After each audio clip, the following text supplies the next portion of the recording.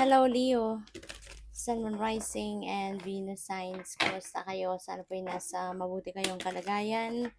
Welcome back po sa Star Tarot. At kung bago kayo rito, welcome din po kayo. Please subscribe, like, share my videos, and leave me a comment kung nakaresonate kayo. Thank you. First card ni Leo, we have man holding a coin.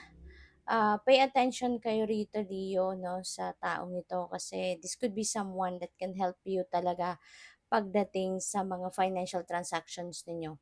Baka meron kayong mga gagawing pakikipag-usap, negotiation, transaction, business man yan, or whatever na may involved na pera. Maaaring yung taong ito makakatulong sa'yo. No? Maaaring yung taong ito pwedeng mag-expedite ng transaction or kung ano man kunyari, baka mayroon kayong mga pina-follow up kunyari na loans, mga ganyan.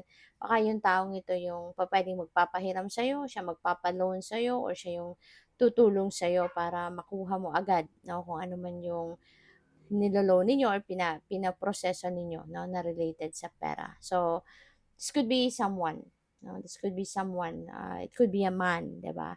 Ang pwedeng tutulong sa'yo. We have door to spirit, and this is a new beginning energy. So, siguro, ang iba sa inyo pa pwedeng magbabalik loob, sa universe, sa divine. Po pwedeng sa sobrang kabisihan ninyo in the past, po pwedeng nakalimutan nyo na, no? Na there is God, diba? Po pwedeng ganun.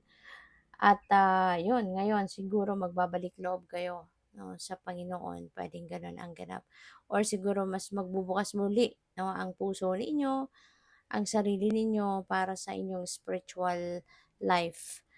We have man holding a heart. Merong man holding a coin, man holding a heart. O pwedeng yung dalawang ito, iisang tao lang yan, ano? Yung dalawang cards na yan.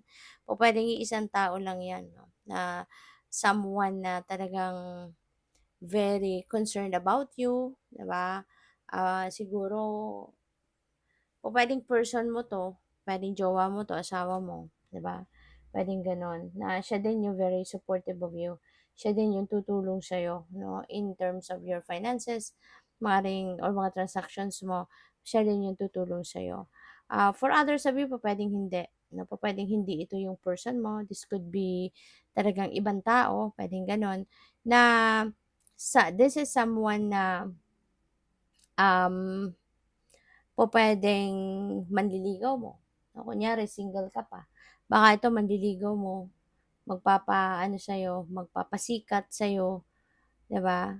Para makuha ang loob mo. Nandiya siya, very supportive of you sa kahit anumang klaseng personal affairs mo, 'no? So, pupuwedeng gano'n ang ganap or pupuwedeng boyfriend mo 'yan, 'di ba? Or pupuwedeng ano mo talaga 'to, asawa mo na, 'di ba? Na talagang magpapakita siya ng kanyang pagmamahal, pag-aaruga, pag-aasikaso sa'yo.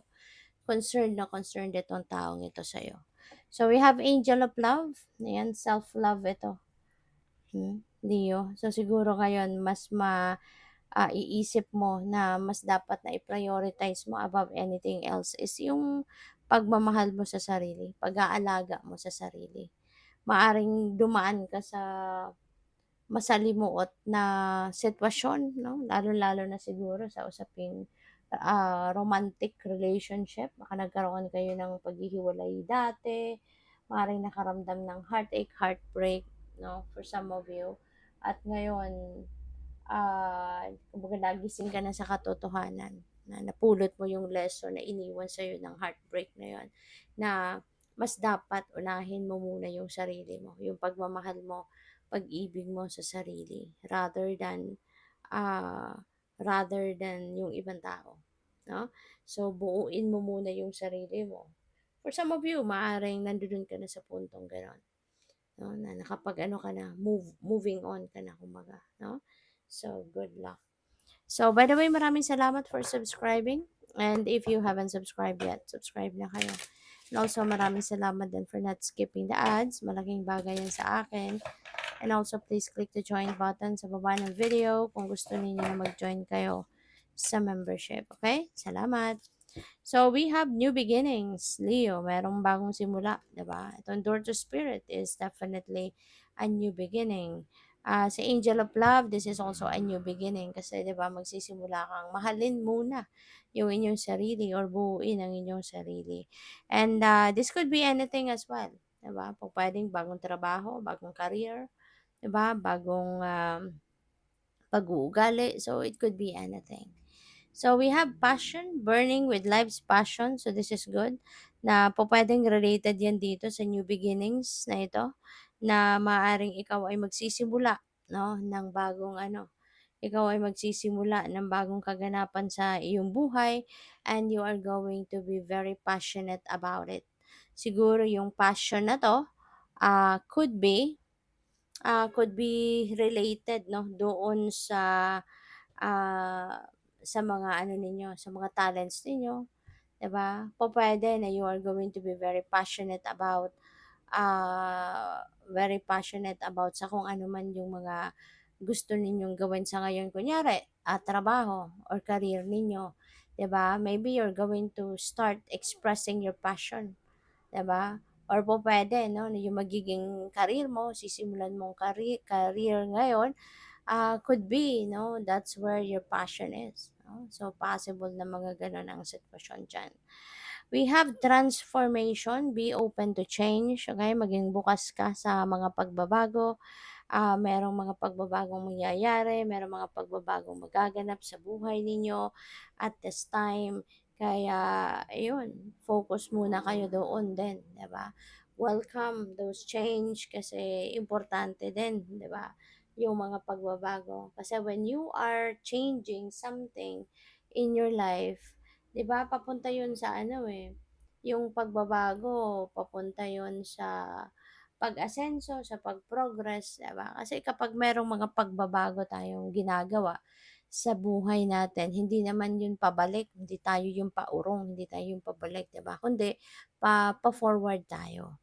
Kaya most likely, kung ano man itong mga transformation na mangyayari sa buhay ninyo, 'di ba? That is for you to thrive, to expand, to progress, 'di ba? To prosper. Kaya maging bukas ka. No, maging bukas ka lang sa kahit anuman na mga pagbabagong ito. So, what else? We have awareness. Look beyond what you see. Okay? Look beyond what you see.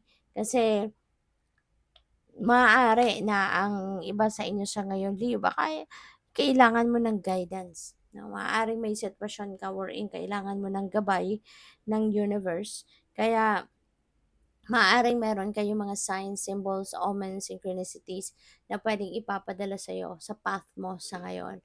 So pay attention to that, be aware of those signs, symbols, and synchronicities na pinapadala sa iyo ng universe.